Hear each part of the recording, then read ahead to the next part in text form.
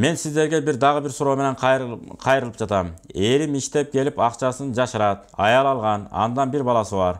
Жашабайм, ажыраштым дейт. Мен ишенбейм. Жоому алып 4 балам менен өзүмчө жашасамбы дейм. Бизде тез уруш, сиздерден кеңеш сурайын дегем.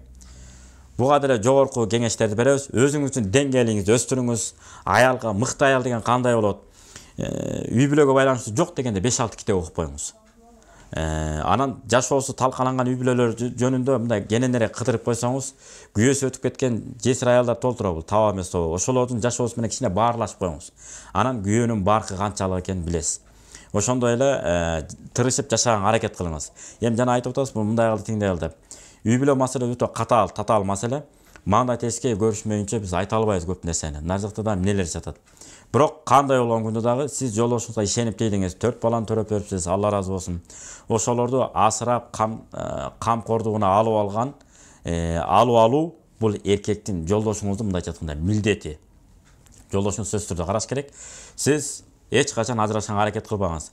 Дүйнөнү таң калтырган акылдуу атага күйөөгө тийсеңиз деле, жанагы төрөлгөн 4 балаңызга азыркы жолдошуңуздай мээримин төккөн ата болбойт. Балким жолдошуңуз убактылуу жаңылып атат. Эртең атайланып казыны табат дегендей өкүнүп, балдарым кечирип калышы деши мүмкүн. Сиз андан көрө тескеринче мейли бизди көргүң келбей атса, барып келип тур, балдарды жакшылап карап тур, биз оокатыбызды кылып туралы деп оокатты кылып барып келип тура бер деп.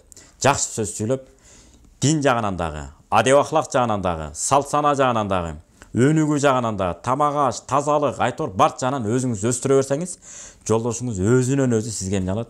Имерилип келет.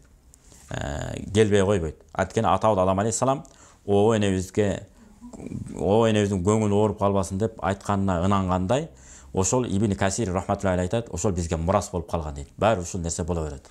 Жолдошуңуз Кудай буйрса келет, иншалла бактылуу өмүр сүрөсүздөр. Анткени аял менен эркекти бириктирген бул бала чака болот.